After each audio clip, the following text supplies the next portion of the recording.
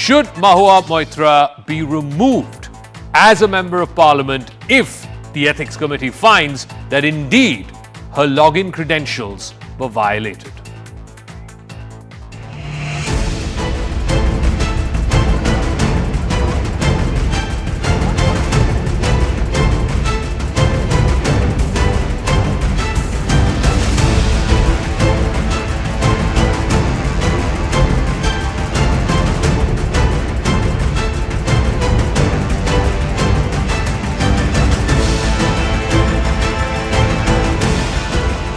Today when I appeared, Jai personally said he had an objection to me appearing. I immediately withdrew and I said I don't want to do this case. It's been adjourned to another date. I'm no longer concerned with the case. I've withdrawn from it. Completely believe that the Central Bureau of Investigation and the NIA should take up this issue and see how far this woman went on to violate our national security and breach our national security. विपक्ष के सारे रास्ते बंद हैं, जैसे electoral bond है। Electoral bond में BJP को ही पैसा मिल रहा है, क्योंकि गवर्नमेंट के पास में सोर्स है कि इलेक्टोरल बॉन्ड के थ्रू पैसा देने वाला है कौन। सारा विषय सामने आना चाहिए, क्योंकि संसदीय प्रणाली में घूसखोरी की कोई स्थान नहीं।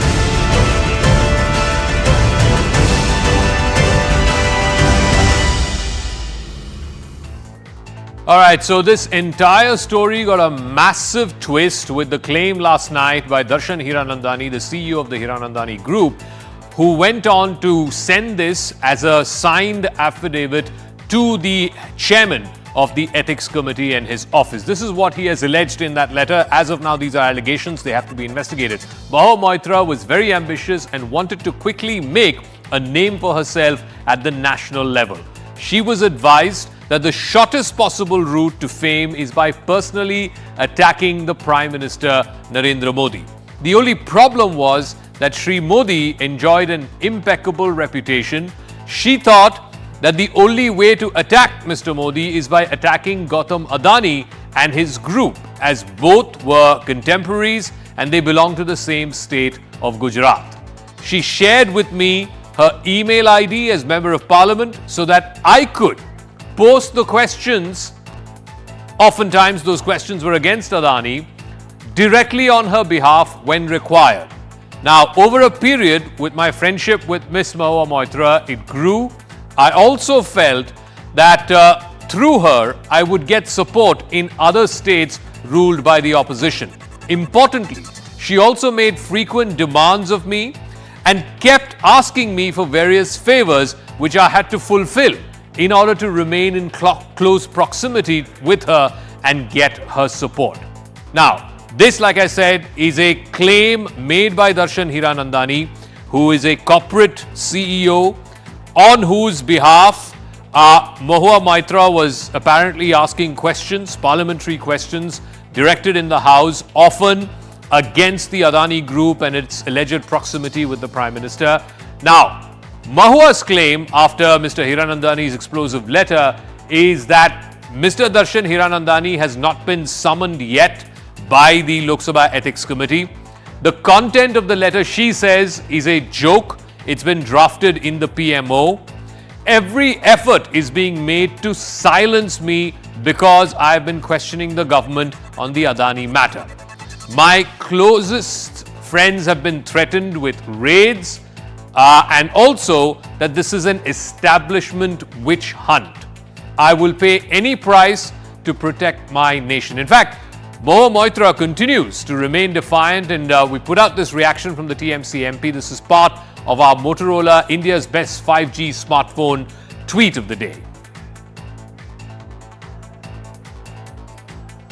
Hello, Moto. So this is what Mahua Moitra has tweeted, and I quote, welcome answering questions to the CBI and Ethics Committee, which has the absolute majority of BJP members. If and when they call me, I have neither the time nor the interest to feed a Adani driven circus or media trial or answer BJP trolls. I'm enjoying Durga Puja in Nadia Shubho Shashti. That's the end of quote.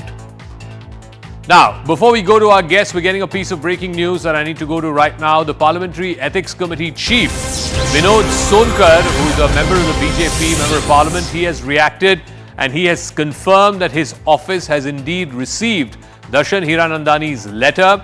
He says that on the 26th of October, there will be a meeting of the Ethics Committee which has been called for. In that, BJP MP Nishikant Dubey, who had first raised this as a complaint with the Ethics Committee, with the Speaker's office, he has been summoned. He has been asked to be present with all the proofs against Mahua Moitra. Everything will be examined by the committee, is what Mr. Sonkar, the head of that committee, has said. Listen into what he had to say, and then I'll go across to our guests. देखिए, मेरी office ने अभी अभी मुझको सूचित किया है कि चंदानी की एक 2 पेज की चिट्ठी आई है। जैसा कि आप जानते हैं 26 तारीख को एथिक्स कमेटी की बैठक बुलाई गई है। उसमें निशिकांत दुबे जी को और दूसरे जो वकील साहब हैं उन लोगों को बुलाया गया है। सारे सबूतों के साथ वो आके एथिक्स कमेटी में अपना बयान भी दर्ज कराएं और जो भी सबूत उनके पास है उन सबूत को एथिक्स कमेटी को दे। एथिक्स कमेटी इन सारे सबूतों को संज्ञान में लेगी, उसका एग्जामिन करेगी। एग्जामिन करने के बाद जो भी निर्णय एथिक्स कमेटी का होगा, देखिए ये अभी कहना का जल्दबाजी होगा, लेकिन निश्चित रूप से पहले निशिकांत जी का जो साक्ष्य है उसका एग्जामिन होगा। अभी एक पक्ष और आ गया हीरा चंदानी का, उसका भी एग्जामिन होगा। उसके बाद कमेटी निर्णय लेगी कि जो महुआ मोइत्रा है उसका भी पक्ष जानने का प्रयास करेगी। उनके ऊपर जो गंभीर चार्जेस हैं उसके बचाव में क्या कहना चाहती हैं, उनके पास क्या पेपर है, इन सब को लेके एग्जामिन करने के बाद ही कमेटी किसी निर्णय पे पहुंचेगी। All right, so let's get straight to our big debate tonight here on Brass Tacks. Did Mahua Moitra violate her MP oath? That's the big question. Hello, Moto.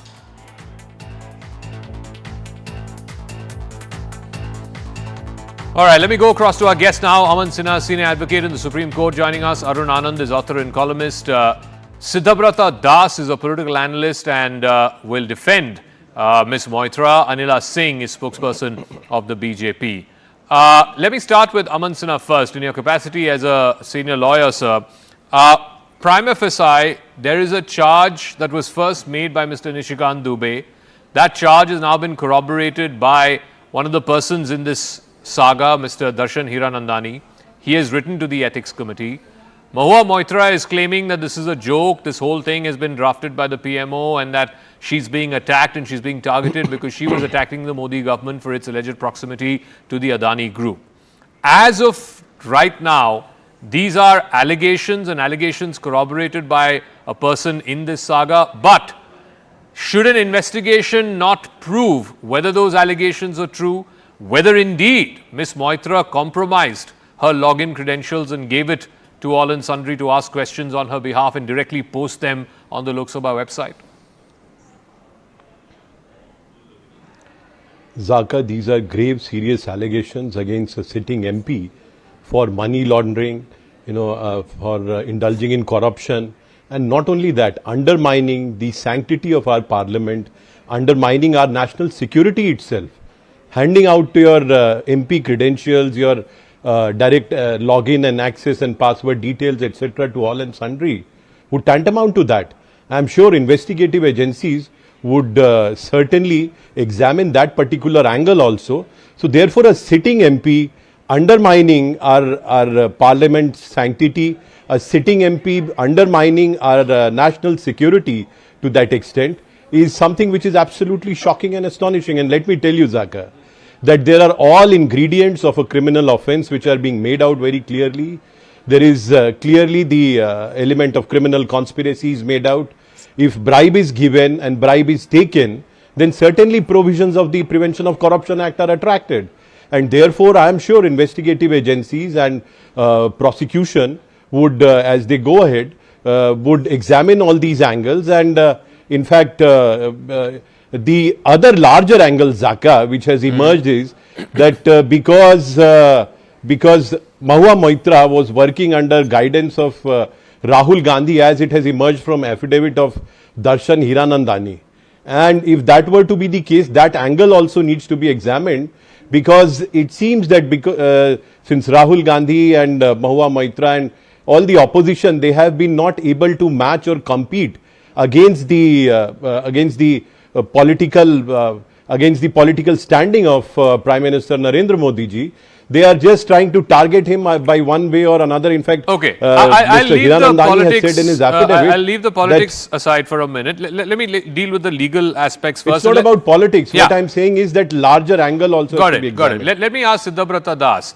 Siddhabrata Das, whether Ms. Moitra was doing this for cash or for favors received, and one industrial house's representative was filing questions on her behalf, targeting another industrial house, these are matters of investigation. But if indeed she has shared her login credentials with a third party, and that third party was posing questions directly on her behalf on the Lok Sabha website, that is a very serious breach of ethics as a member of parliament. It's a betrayal of the people who elected her from her constituency. How can you possibly, Mr. Das, justify this if this is indeed true? And this is a fairly easy thing to investigate. All you need to do is to check the login times and the IP addresses from where the login was made and see if Ms. Moitra was in that place at that given point of time. That's fairly easy to check. See, an investigation is going on in the ethics committee. Mahua Moitra's legal team will face all the questions, and at the same time, the claims, all the allegations that are coming must have substantial proof to it. So, keeping all this thing aside, because it's an investigation underway, I do not have the facts to come to a conclusion. But the thing is that the entire saga, that when questions are posed to Mr. Adani, so the desperation to defend or malign or whatever, this only reaffirms that somewhere Mahua Moitra's questions have hit the bull's eye. No, Mr. Das. No, Whether- Mr. Das. Let's be clear whether about she these has two taken- issues. Please let me finish. No, Mr. Please Das. let me One finish. second. I Please want to let me clarify finish. for the benefit Please of our let me viewers. finish, I sir. want to clarify Please for the let me benefit of our finish. viewers. These are two separate issues. whether Ms. she has Moitra is well within her right to question whatever she wants, whoever she wants, allege whatever kind of proximity between politicians and corporate houses. That is a separate matter, right? The matter of debate right now is, was she giving her parliamentary login ID and credentials to a third party? That is a complete breach of ethics, a breach of trust. Why is she not answering that very simple not question? get the She can, she's put out tweets and statements. Let me come to the video wall here. Mr. Das, she's put out a 2-page statement today. She's put out multiple tweets today. I have not seen one sentence which says, I challenge, I dare the investigators to prove that my login credentials were used in places where I have not been to or where I was not in. She has not said that. Why is that? Mr. Das. Mr. Das. That is something that Mahua Moitra and her legal team will answer. From my position, it is impossible to answer because I was not there. Nobody was there. That is something which the investigation is going on, and Okay. only the investigation can come with that fact whether she has shared the information. No, the starting point of this story is she had compromised her MP status by sharing login information with a third party. If she has not done that, Mr. Das, hear me out. Please hear me out. If she has not done that, that should be the first line of her defense. That should be the first sentence of every tweet that she puts out. I dare the NIC, I dare the CBI, I dare the ethics committee to show that the login was in Dubai or in London and I was in Bengal or in Delhi. That should be the first line of defense. I don't think she will be answering everything on the Twitter. Please leave something for the legal team to answer to the ethics committee. She is the best person to answer this. It is impossible for us sitting here to answer whether what has happened. So let me ask Anila Singh. Anila Singh, again, I want to be very, very clear about this. I want to separate, as of now, what are allegations first by a BJP MP, Mr. Dubey, and then subsequently a certain corroboration by one of the individuals concerned, Mr. Hiranandani. but they are still allegations. Whether or not Ms. Moitra did this for money, did she get favors in lieu of these questions being asked on behalf of a representative of a corporate house? These are matters of investigation. So why are you, the BJP and the Ethics Committee and Mr. Dubey, a member of parliament of your party, why are you guys jumping the gun? That's the question from supporters of Ms. Moitra. My Ram Ram to all. Definitely law will take its own course, but it doesn't mean that we can sit in denial. The reality is that she has sold off. She has sold off as an MP. She gave access when to you a know person. the conclusion. No, let Anila Singh, please, one at a time. Mr. Das, Mr. Das, no, this is not the way. Let Anila Singh finish. Thank you. Obnoxious, this is shocking, this is deplorable. Shameless act by a shameless woman who is member of parliament from TMC, which is an allied partner of this Dotted India Alliance or Chickenpox Alliance, whatever you want to say. For their own personal gains, they have kept the whole of the parliament at stake, a place where each and every policy of a country is being discussed. Whole lot of people who represent this great country of ours, they discuss there. And this woman, she gave access to a particular person in exchange of cash or the gifts or whatever. So this is the reality. We all know. But the thing is, if you say that she is being simply accused, so we should keep mum and we should not discuss about it. We should not talk about it. It is not going to happen. We are going to talk about it. No, but Anila Singh ji, the question also arises. 1 week back, a member of parliament of your party makes this grave allegation, writes to the Speaker's office, writes to the IT minister, etc. And then within 1 week, one of the players, one of the people who was part of this alleged scam or alleged nexus, suddenly turns approver and sends a letter from Dubai. First, it turns out to be a letter, and then there is a sworn affidavit in front of the CJI in Dubai. How does the story turn within 1 week? So, Zaka, what you have to say, that they shouldn't have been there, the reality shouldn't have come out. A person, do you think that like few days earlier he was the friend of Mr. Mahua? Now he has revealed many things he shouldn't have. I think the right thing has been done. Things are revealed. This is shocking that how people compromise. This is a real character of TMC. This is a real character of this Dotted Alliance. So we very well know it. Definitely law is going to take its own course. But she's a habitual offender. We know it very well. The type of language she uses. She accused media. She accused different member of parliament. Yeah. I mean, she definitely insulted Ma Kali. So okay, let me before I go to Arun Anand, he's been waiting patiently, and also Aman Sinha wanted to come in. But let me show our viewers what the precedent on this is. And there was a very similar case that happened in 2005. It was called the Cash for Query scam, in which 11 members of parliament, this was a sting operation carried out by a private television network. It showed these MPs taking or agreeing to take cash for questions that were asked in parliament. Those questions then got subsequently asked. P.K. Bansal, who was a member of the Congress at that time, he headed a panel, the ethics committee at that time. They probed the matter. They tabled the report in the Lok Sabha. Mr. Somnath Chatterjee was the speaker at that time.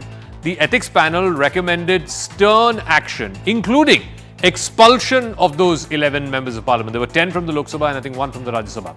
Pranab Mukherjee moved a resolution in the House when the report was submitted. That resolution expressly asked for the expulsion of these members. The BJP walked out when this voting was happening. They wanted the matter to be referred to the privileges panel. 11 MPs, all of them were expelled.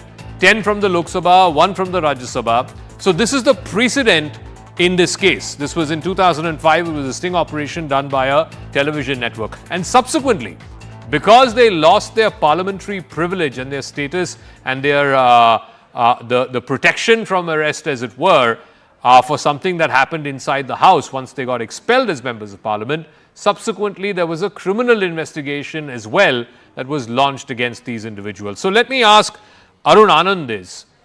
You know, the difference between that case and the Mahua Moitra case is, at least so far, we know, yes, questions were asked. basis the statement of one person, there is the allegation that the login credentials were violated. He has also said, and again, this is his version, that he was bestowing favors and expensive gifts on her. She was demanding that of him, whether it is Louis Vuitton bags and silk scarves and so on and so forth. But this needs to be proved. A money trail or a quid pro quo needs to be proved. Like in the case of the 11 MPs, they were caught on camera in a sting operation receiving money or agreeing to receive money for certain questions which ended up being asked in Parliament. How easy or difficult, Arun Anand, is it going to be to prove this quid pro quo, that Mahua Moitra indeed received either cash or favors or expensive gifts in lieu of these questions that were asked in Parliament? Arun Anand. Zakat, I don't think it's going to be too difficult to prove. And first, let me address the question that it's, Hiranandani's word against Mahua Moitra.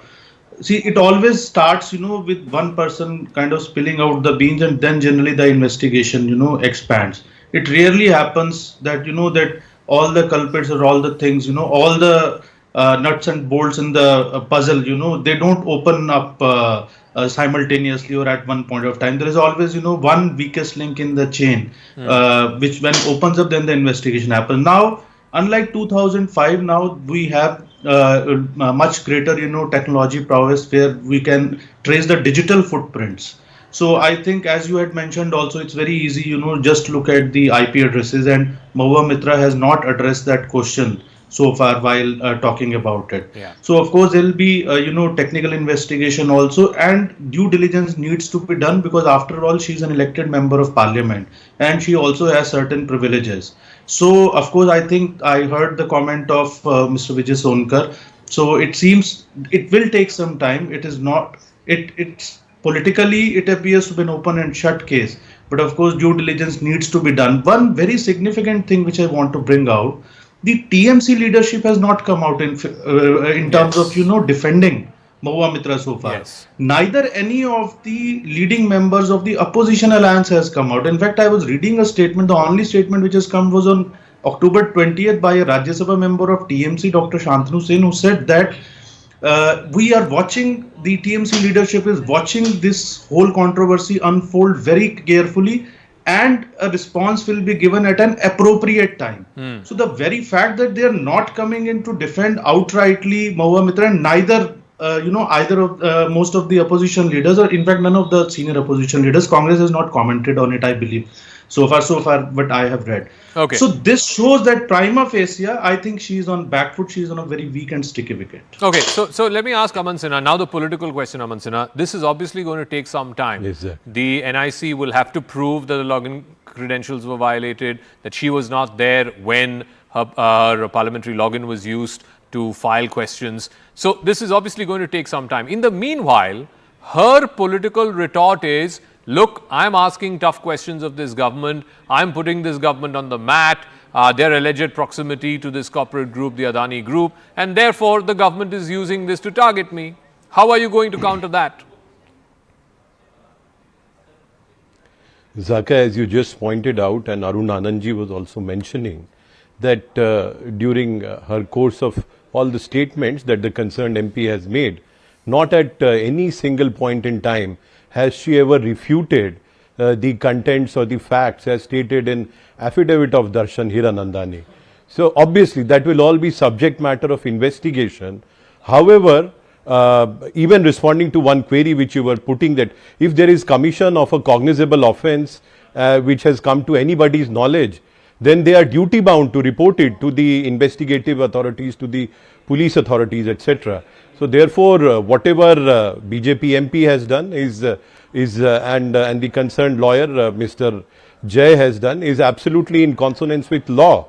And secondly, this position, I find it really unsustainable, because if a MP, a sitting MP, compromising, undermining the dignity of Parliament, indulging into cash for queries, Zaka, as your backgrounder just pointed out, that on last occasion, when there were such allegations, those MPs were also expelled. Yep. So therefore, the question of her continuing, it appears to me prima facie to be completely unsustainable, and it is high time that we are the biggest democracy in the world, Zaka. We all take pride in our parliament, and is sitting MP trying to undermine the parliament in this manner is something which certainly, you know, there should be a example which should be set out that nobody should indulge into such practices in future. Another point, responding to the query that you made, Zaka, that, you know, whenever any question is posed to the concerned MP, they come back and they just start playing the victim card. That is the only answer they have got. They could have responded in merit, on merit to each and every allegation which has been made out. Certainly that was not done. So this is in fact, it might be a interesting case of investigative journalism if you can find out, because somebody was telling me that perhaps 60 questions have been asked by her, and out of those 60, 51 refer to one corporate house. I do not know how many questions she has posed for her own constituency. So the fact of the matter is, Zaka, that if there are certain allegations and if you have nothing to hide, you will respond to it point wise specifically. And if you have everything to hide, then obviously you will play the victim card as the concerned MP is doing. Siddhabrata Dev, you know, the moot point here is that while she was asking these questions, she sort of portrayed this image that here is this lone MP, a woman MP, who is, you know, railing and ranting and fighting against this giant corporate lobby, which she claims is running this government / influencing this government. Now it turns out that she was asking these questions at the behest of another corporate house, and most importantly, it is a complete betrayal of the people from a pretty backward part of Bengal that she's been voted as an MP from. She has betrayed their trust by basically becoming an agent for another corporate house against another corporate house. So where is the question of representation of the people of her constituency, fighting for the needs of her constituents? That seems to have taken a backseat. And this image of, you know, a parliamentary gladiator against big corporate honchos, that's also been completely broken by this. Your conclusion is based upon some allegations which are yet to be proved. So first, they must prove those allegations and then draw the conclusion. Else it will be a media trial, which we all do not want. No, but Mr. Deb, her image has been tarnished. The image that she is somehow at the vanguard of taking on this massive corporate lobby, that image has been completely shattered. I do not think the people of Krishnanagar, looks her in bad light. That will be proved within 6 months. The election is due. But as far as all those lobbyists who wanted to portray her image in bad light, they are trying their best. And I think Mahua Moitra will come out with an idea, with an appropriate answer. Her But legal Mr. Dev, you please explain to me. You please explain to me, Mr. Dev, if the ethics committee is not able to come to a conclusion, obviously 6 months is not such a long time, but if they're not able to come to a conclusion, are you telling me that TMC or any political party will be able to give a ticket to an MP whose image has been so tarnished? They will not. Why would they risk that? It is too early to say all those things. You just cannot post some allegation and then come to a conclusion. We can do this thing with everyone, with all the BJP MPs. So the people of Krishnanagar will be happy to re-elect a member of parliament upon whom this huge cloud of corruption hangs over. That we will see within 6 months. Just wait for 6 months. The people of Krishnanagar will answer. Okay, so let me ask Anila Singh, final word. One quick point. So the moot point being, Anila Singh, that let the people decide, let her party decide, and ultimately her guilt or otherwise has to be at the end of an investigation. If the ethics committee is convinced and the NIC is able to convince beyond reasonable doubt that her login credentials were violated, then obviously go ahead and expel her from parliament. Zaka, observing deaf silence from Mamta, Didi, it proves or it shows as if even if she or her party was getting some sort of shade from this whole deal. There was no reaction from her. Why she is not making any sort of statement? Why she has not come out and said that whether Mahua Moitra is right or wrong? She is mom. Why? Was she getting her share? Like any person who is going to observe the whole episode will definitely think that why the party head is not taking any action against her. Why the party is not coming in her favor or saying against her. So this silence proves many things. That perhaps this party, TMC party, was getting its share. Mamta Didi was getting the share from this whole deal. Okay. So this tainted alliance, again, you can very well understand that what type of psyche or the working pattern this alliance has. Aman Sinha, 10 seconds. I got to wrap up. I'll give Arun Anand the final word after that. Yeah, Aman Sinha, quickly, sir, please. Right, Zaka. Zaka, if she had so much conviction, why would she initiate a settlement with the concerned lawyer, Mr. Jai? So clearly she had a lot to hide. It is evident and apparent, Zaka, that she has rented out the direct credentials of an MP, rented it out to someone for peanuts, and now she's trying to just play a cover-up and a victim card, which is extremely unfortunate. Arun Anand, final word. The other part of this story is there was this deep personal sort of relationship between the lawyer in question and the member of parliament in question. They had a bad breakup. There was some kind of, personal battle that was going on. So all of these allegations made in the shadow of that bad breakup, should that be given credence? I mean, this publicly dragging someone's personal life, howsoever, in public light that person might be in, is that kosher? That's also a question that's being asked. I think, Zaka, when you are in public life, there is always this risk of, and especially in the Indian political system, there are hardly, dividing lines between your personal life and your public life. So that's a collateral damage you have to suffer when you enjoy the privileges of being a member of parliament. So one is that, and second is, I think it's very unfortunate. She's a woman MP. She was one of the, whatever she has done, that ethics committee well, but she was one of the most articulate MPs.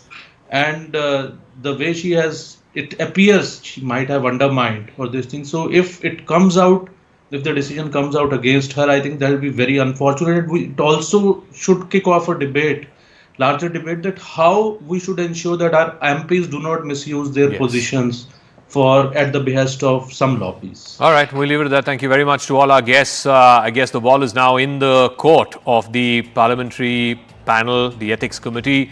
They will go into this matter. The first thing that they will need to establish is whether Mahua Moitra violated her login credentials. Were people in different locations where she was not at given points of time, were they accessing her login credentials and posting questions directly on the Lok Sabha website? Now, we're going to take a quick break here on the program. The diplomatic showdown continues between India and Canada as the Modi government sticks to the red lines. Canada is now withdrawn 41 diplomats. Has this become a point of no return in the India-Canada relationship? Hello, Moto.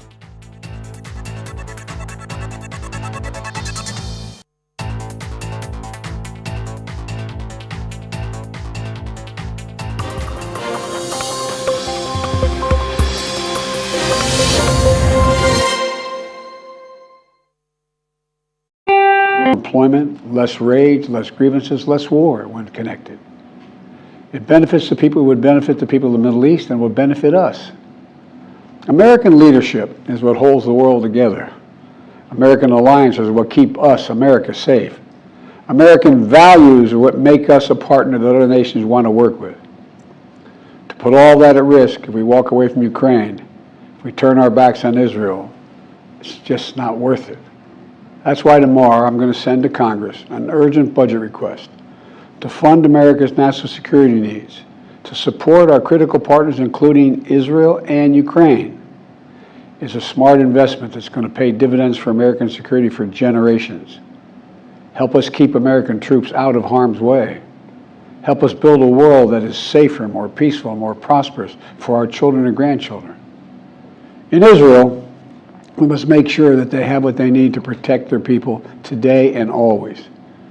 The security package I'm sending to Congress and asking Congress to do is an unprecedented commitment to Israel's security that will sharpen Israel's qualitative military edge, which we've committed to, the qualitative military edge. We're going to make sure Iron Dome continues to guard the skies over Israel. We're going to make sure other hostile actors in the region know that Israel is stronger than ever and prevent this conflict from spreading. Look, at the same time, President Netanyahu and I discussed again yesterday the critical need for Israel to operate by the laws of war. That means protecting civilians in combat as best as they can. The people of Gaza urgently need food, water, and medicine. Yesterday, in discussions with the leaders of Israel and Egypt, I secured an agreement for the first shipment of humanitarian assistance from the United Nations to Palestinian civilians in Gaza. If Hamas does not divert or steal these shipments, we're going to provide an opening for sustained delivery of life-saving humanitarian assistance for the Palestinians. As I said in Israel, as hard as it is, we cannot give up on peace. We cannot give up on a two-state solution. Israel and Palestinians equally deserve to live in safety, dignity, and peace. You know, and here at home, we have to be honest with ourselves. In recent years, too much hate has given too much oxygen, fueling racism, the rise of anti-Semitism, and Islamophobia, right here in America.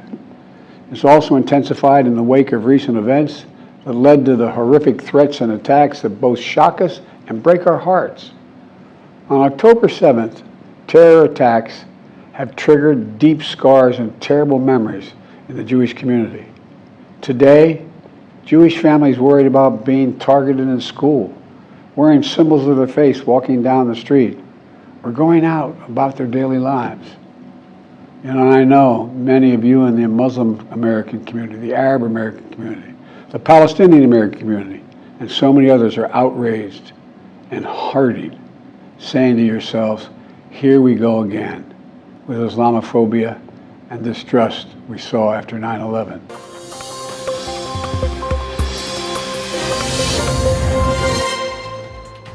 Welcome back. Amidst the diplomatic showdown between India and Canada after the MEA's assertion for parity, claiming that there is interference by Canada in India's internal affairs, Canada has now withdrawn as many as 41 of their diplomats. Canadian Foreign Minister Melanie Joly has said that the move comes after India removed diplomatic immunities, once setting the deadline of October 10th for the exit of these diplomats.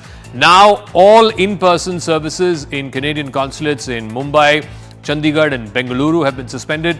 Canada is also saying that the move breaches international law and even said that it will not distract the government from the Niger investigation. It also comes as posters threatening Prime Minister Modi, External Affairs Minister Jai Shankar and the Indian High Commissioner to Canada have once again appeared in Surrey, again showing that the Trudeau government is unable to have a handle on Khalistani radicals. The External Affairs Ministry has said that demanding parity does not amount to the violation of international law, adding that the government rejects any attempt at misrepresenting the situation. But with no thaw in sight, are we at a point of no return diplomatically between New Delhi and Ottawa? Insofar as discussions on parity, as we mentioned earlier, given the much higher diplomatic presence of Canadian diplomats or diplomatic presence here in Canada and their continuing interference in our internal affairs, we have sought parity in our respective diplomatic presence. Discussions are ongoing on the modalities of achieving this.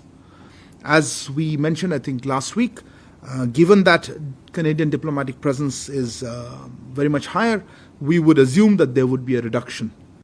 As of now, I can confirm that India has formally conveyed its plan to unilaterally remove diplomatic immunities for all but 21 Canadian diplomats and dependents in Delhi by tomorrow, October 20th. This means 41 Canadian diplomats and their 42 dependents were in danger of having immunity stripped on an arbitrary date, and this would put their personal safety at risk. The safety of Canadians and of our diplomats is always my top concern. Given the implications of India's actions on the safety of our diplomats, we have facilitated their safe departure from India. Let me now go across to our two guests who are joining us. Former Secretary in the MEA, Vivek Kaju, is joining us, and Terry Miliuski is author Blood for Blood, 50 Years of the Global Khalistan Project. Terry Miliuski, the point is, Canada is saying this is an international law violation and that this goes against conventions and so on and so forth. All that India has asked for is parity. You can't have 40 diplomats from one country and 20 from the other side. That's as simple as that. Well, both sides are playing games with numbers. To be honest, it's all a bit of a distraction. It doesn't get us any closer to a resolution of the real problem between the two countries. But consider first that Canada is playing games, I think, with the notion that this is somehow illegal. Well, you don't get diplomatic immunity if you're not a diplomat, and if you get kicked out, you're not a diplomat anymore. It's really rather silly to me. But on the other hand, India's indulging, I'm afraid, in some silliness of its own, saying, oh, well, we've only got 21 diplomats in Canada. Well, you're not counting the consulates that you have in Vancouver and Toronto. And number one. Number two, if you go to the Ministry of Foreign Affairs of India's own website, you'll see that there are 36 diplomats, not 21, who are currently accredited to work in Canada.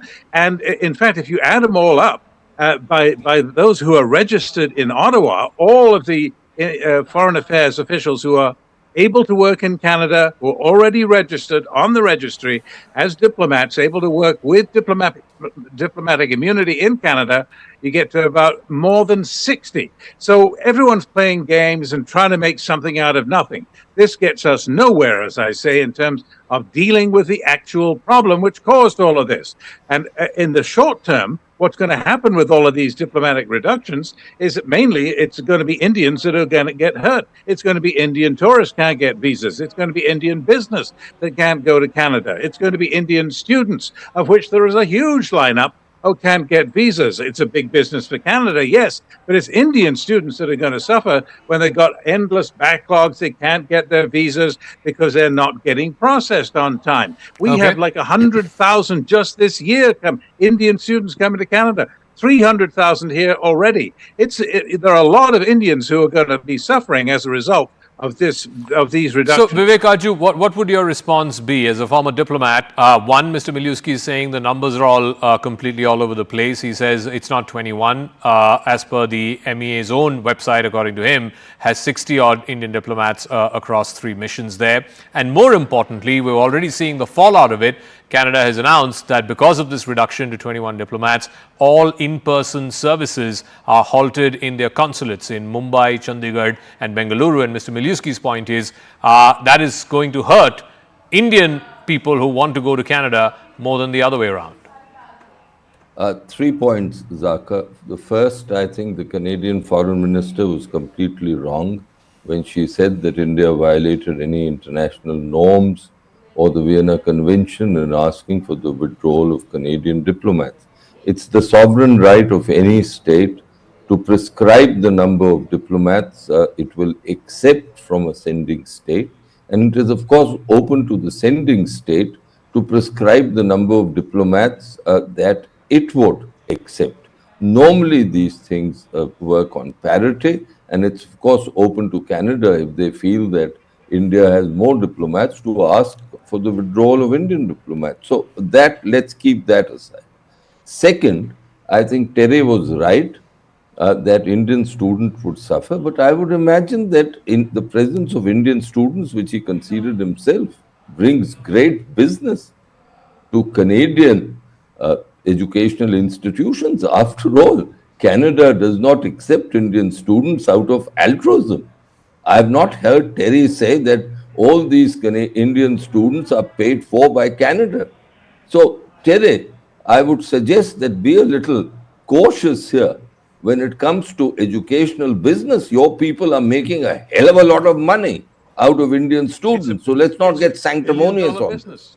Let me conclude. I mean, sanctimoniousness would get us nowhere. Third point, I do think, as I've urged in my writings occasionally, that and on TV interviews, that this is an important relationship and that there is need for quiet diplomacy to study all aspects of it. India has perfectly legitimate grievances on Canada. It is absolutely untenable for Canada to say that its laws cannot be changed. And therefore, the kind of floats that were shown about the glorification of Indira Gandhi's assassination, well, the Canadian government, except for just condemning them, cannot take any legal action against people who are doing this. Yeah, no, Mr. Miliuski, I think there's a point, Indian diplomats, including the High Commissioner, their cutouts were put outside the High Commission. There were posters with targets on their back. Surely you don't expect diplomats to be working in such a hostile environment. I can't remember, anybody putting out a target on the Canadian High Commissioner's back here in India and posters being burnt and so on. And you won't find anyone louder than me over the past 20 years complaining about Canada's tolerance and permissive attitude towards Khalistani threats of violence. I've been campaigning on this point, not that anyone's been listening to me, as I say, for a couple of decades now, if not more. So we agree about that. And these latest threats against Mr. Modi, against Dr. Jaishankar, these are intolerable and they should not be tolerated. There should be action taken by the authorities. No question about that. But none of this, I submit to you, really gets us anywhere in terms of dealing with the problem of what happens if the Prime Minister of Canada discovers intelligence which persuades him that it's credible to think that somebody that had something to do with the Indian government came to Canada, carried out an extrajudicial murder of a Canadian citizen and expects to get away with it. But Mr. Miliuski, it's been over a month and we haven't seen either in the public domain or in private that evidence being shared with the Indian authorities. So if they did have that evidence, absolutely right. I'm assuming that in the last month they would have shared that. But Vivek Kaju, I'll give you the final word. And I think I'm coming back to that point because, yes, while Indian students and Indian tourists are not going there for altruistic reasons, fact is a hell of a lot of them are going. And now none of them will be able to go, or at least their visas and the processing times will be far, far delayed because all of it will have to come to Delhi. That is why, Zaka, I'm saying that there is need for quiet diplomacy. But somehow or the other, I get the feeling that Terry thinks that the Canadians cannot take action because of Canadian law. Now change Canadian law. Obviously, it's completely unacceptable. It's unacceptable that intrusive questions are asked about our security forces. Canada, I'm saying this to Terry, you are racist. Do you ask questions of Americans who have bombed wedding parties and therefore violated human rights of Afghans when they enter Canada? Do you ask these intrusive questions of them as you ask of our security forces who have served in Kashmir or the Northeast? I mean, come along. There's double standards. If Jaishankar complains of double standards, you are guilty of them.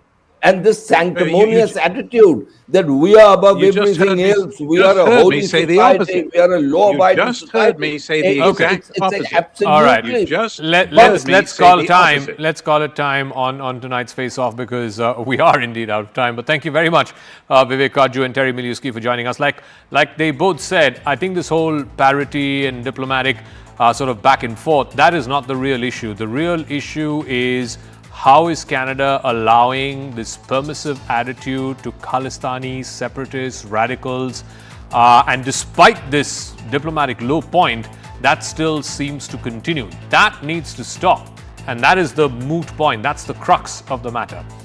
All right, up next, as the Israel-Hamas war rages on, we get to a deep dive of its impact on the shifting geopolitics and power equations, whether it's the Middle East, whether it is, of course, in the Indo-Pacific, but most importantly, the one fundamental question that's been asked is, who benefits from what we saw on October 7th? Who benefits if innocent Israeli civilians are killed? How does the power structure in the Middle East change? Does Iran become more prominent? Could Hamas have done this without Iran? And most importantly, what does that mean for the Gulf Arab states? So far, the preeminent powers in West Asia was Saudi Arabia, the UAE, Bahrain, etc. Now they are no longer seen as the defenders of the Palestinian cause. Iran seems to have taken their place. We leave you with this. I'll catch you again Monday night, same time. Good night.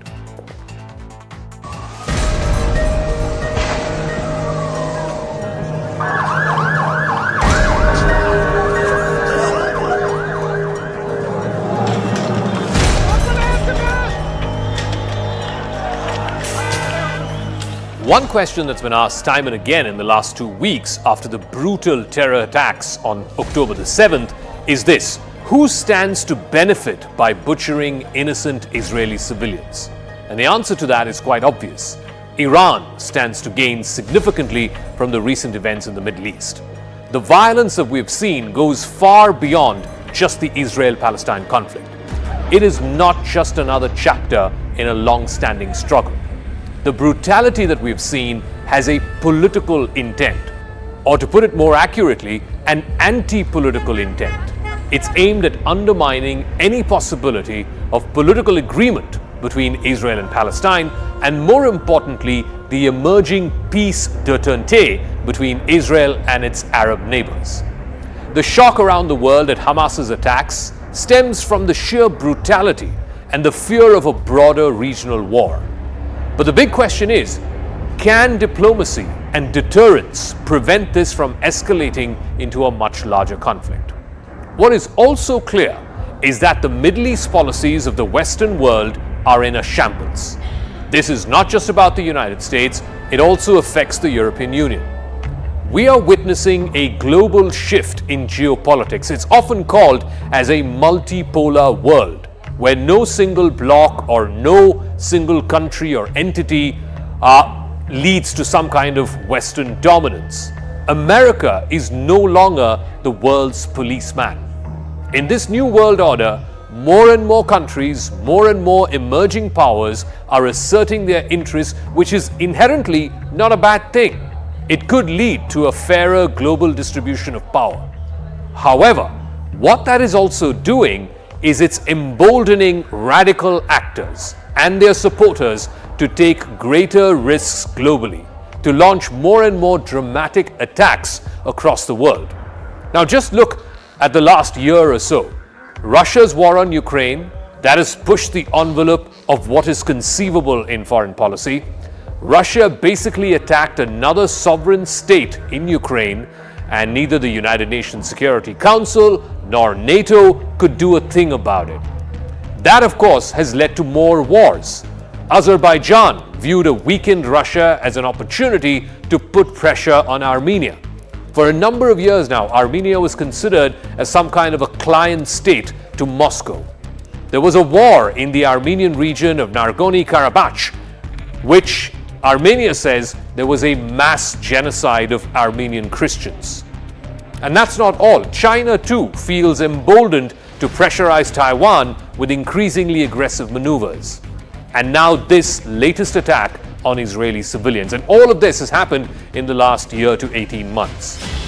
With this, the Islamic Republic of Iran and Hamas, the main backer for many years, apparently now both of these entities, Iran and Hamas, feel that an opportunity has come, that time has come. Iran has been involved in pre-war meetings with Hamas, while the United States government so far has not confirmed any specific involvement or evidence of Iranian involvement in the attack that happened on October 7th. There is no denying the kind of joy that we're seeing on Tehran streets.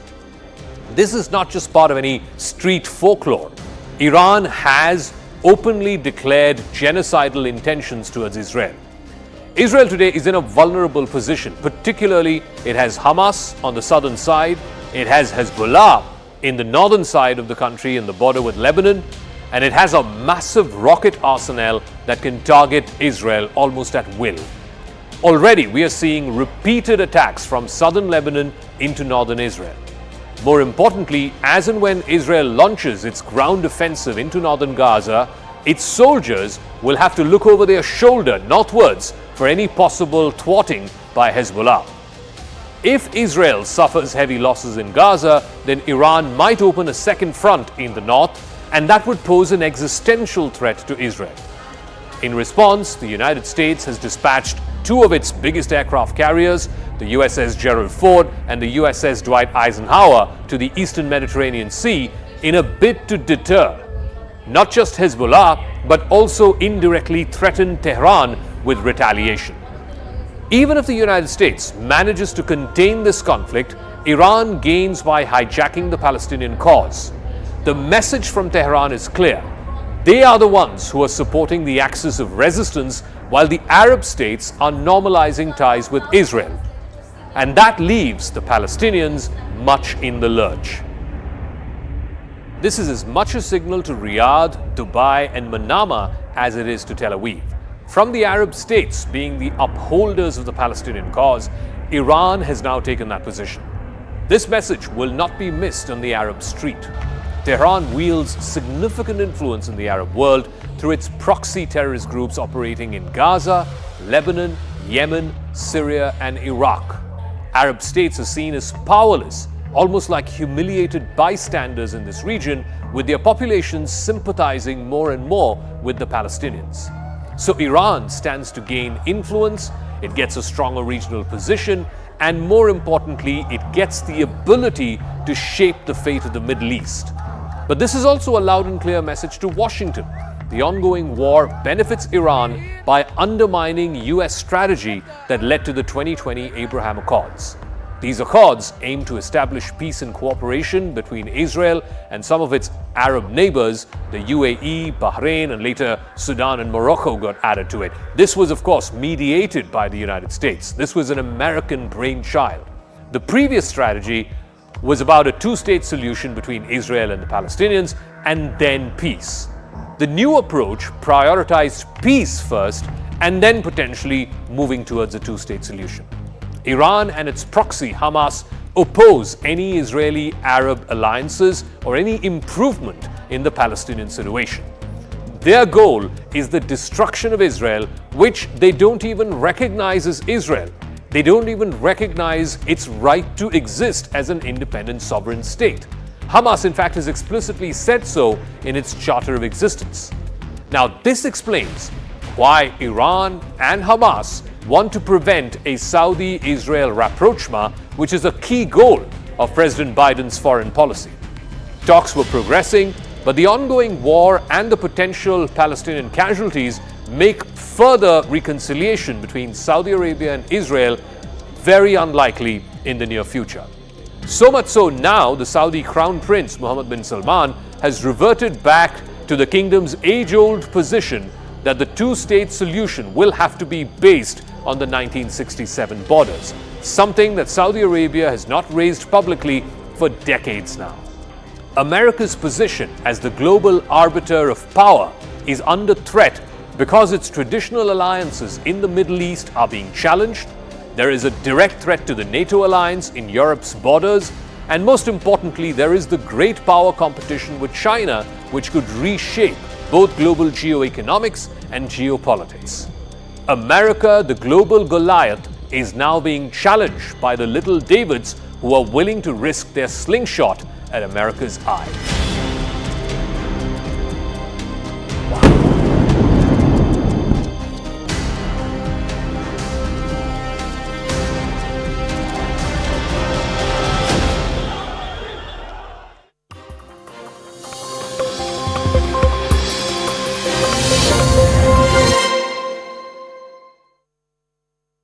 Presented by. Just last week, a mother was brutally stabbed. A little boy, here in the United States, a little boy who just turned 6 years old was murdered in their home outside of Chicago. His name was Wadiha, a proud American.